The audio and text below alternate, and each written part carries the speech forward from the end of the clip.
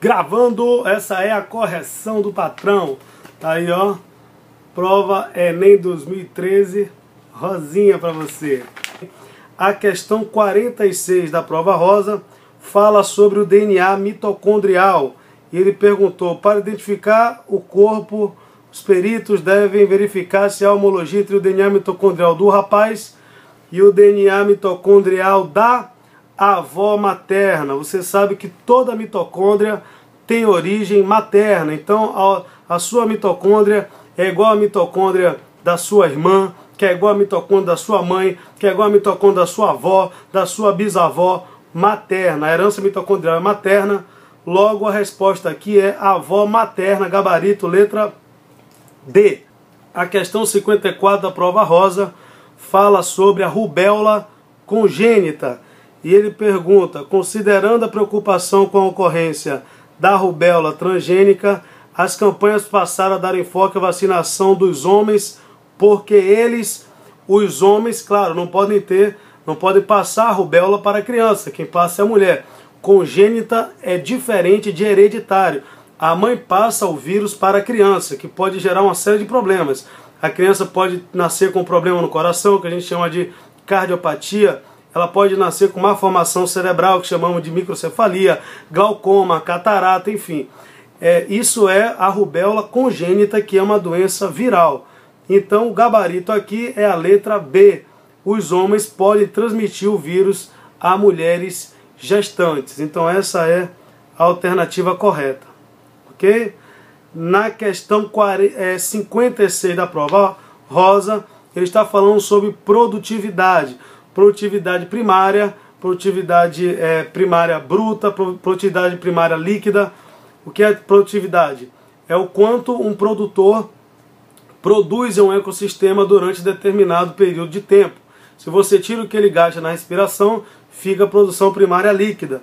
Aí ele botou aqui, ó, dos grupos de seres vivos citados, ele citou assim os seres vivos, os que contribuem diretamente para a manutenção dessa produtividade no referido ecossistema são as algas. As algas que são os produtores de um ecossistema de manguezal, que ele citou aqui. Temos aves, caranguejos, insetos, peixes e algas, obviamente, os fotossintetizantes, logo os produtores dessa cadeia aí, dessa comunidade, são as algas, ok? Na prova rosa, letra B. Vamos lá? Tem uma questão aqui que fala sobre tratamento da água, como é de costume. O Enem sempre coloca uma questão sobre tratamento da água. No ano retrasado, salvo engano, ele colocou sobre a parte da cloração. Então todo ano ele coloca uma questão sobre o tratamento da água. E esse ano foi sobre a flotação. Ele botou aqui, ó, o método de separação comumente usado para retirar o sulfato de alumínio com as impurezas aderidas é a flotação, que é um processo em que os poluentes são acumulados, né? Então isso se chama flotação, letra A da questão 57 da prova rosa. Uma questão sobre sistema digestório. Ele falou aqui, ó, a função do aumento das vilosidades intestinais para essas serpentes. Ele está falando da serpente do trato intestinal, da serpente que é cheio de vilosidades. Então, estudando até a velocidade do intestino humano, daria para saber. As vilosidades, que são aquelas dobrinhas que tem lá no intestino, aumentam a área de superfície para a absorção dos nutrientes. Então, na proposição B da prova rosa, ele bota a área de contato com o conteúdo intestinal para a absorção dos nutrientes. Uma questão relativamente simples, letra B da prova rosa. Partiu aqui, prova de biologia. Vamos lá.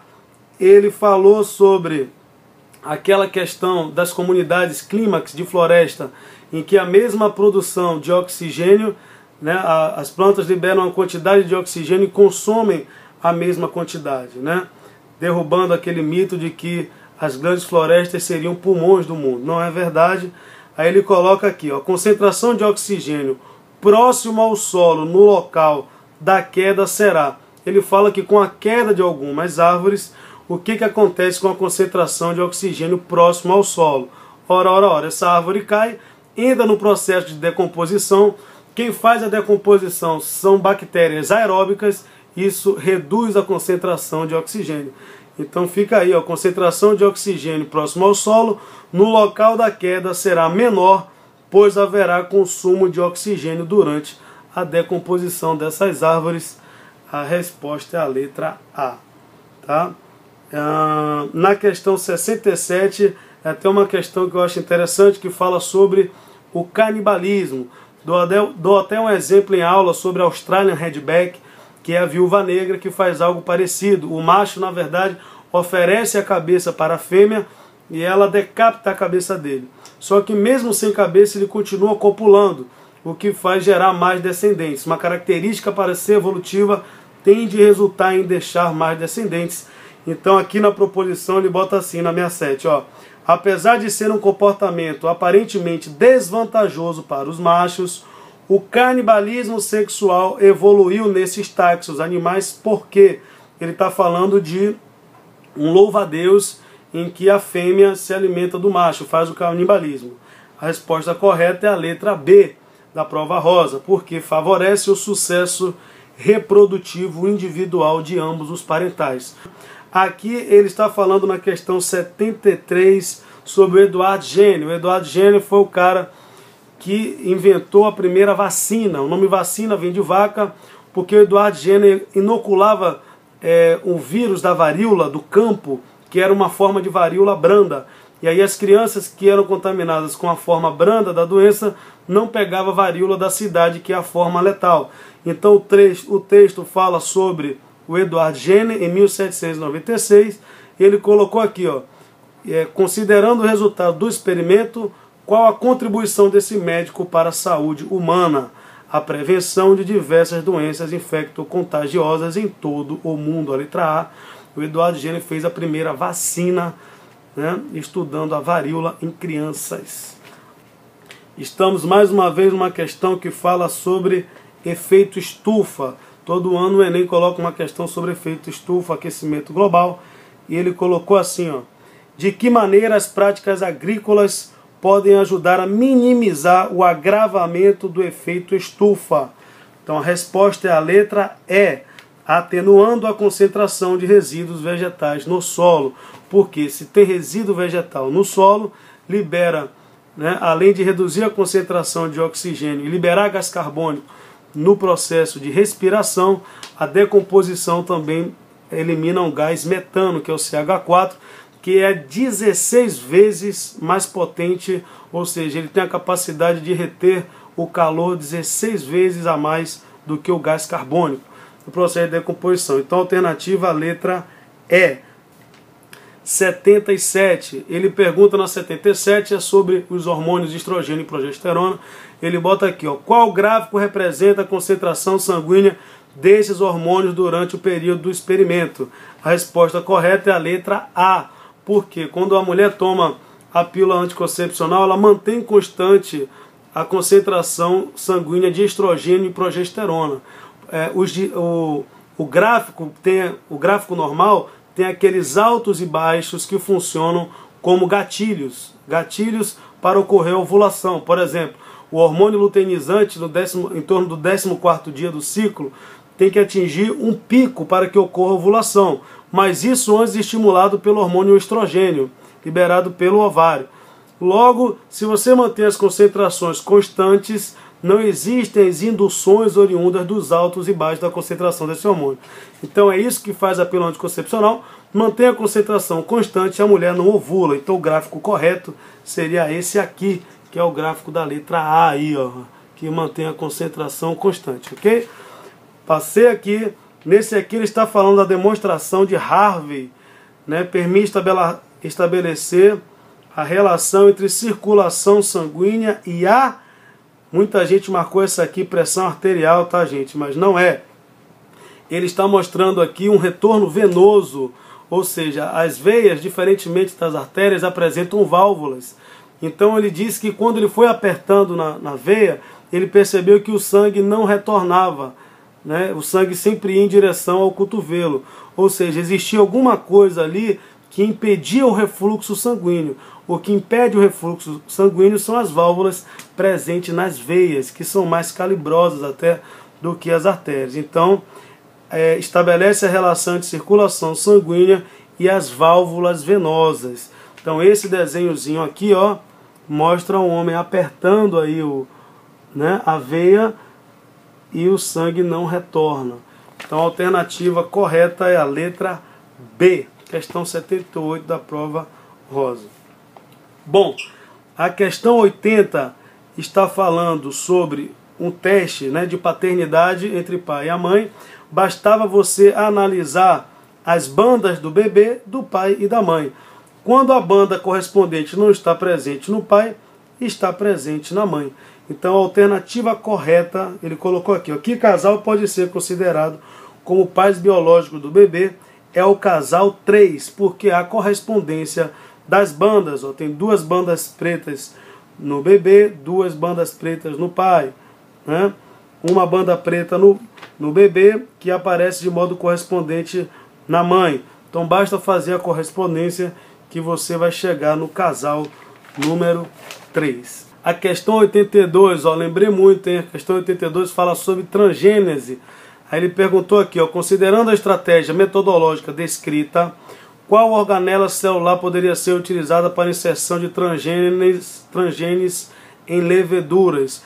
A organela que ele utilizou no texto foi o cloroplasto, porque tem DNA, e num organismo heterotrófico eucariótico, quem tem DNA também é a mitocôndria. Então, pelo fato de ter a mitocôndria, essa é a organela que também poderia ser utilizada no experimento. No texto da 83, deixa eu me lembrar, nesse caso houve uma sobreposição de nichos e as espécies competiram. Lembre-se, competição interespecífica entre espécies diferentes, intraespecífica entre organismos da mesma espécie. Então a resposta aqui é a letra C, porque houve o aumento da competição interespecífica, ok?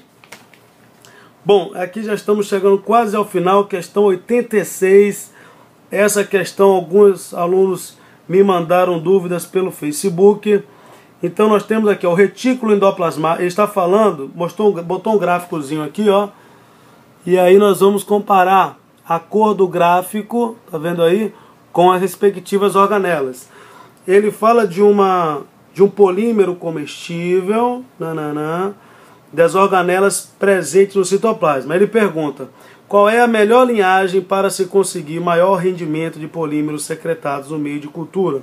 Bom, como ele está falando de síntese e de secreção de moléculas, você deve analisar aquela água que tem maior retículo endoplasmático e complexo golgiense.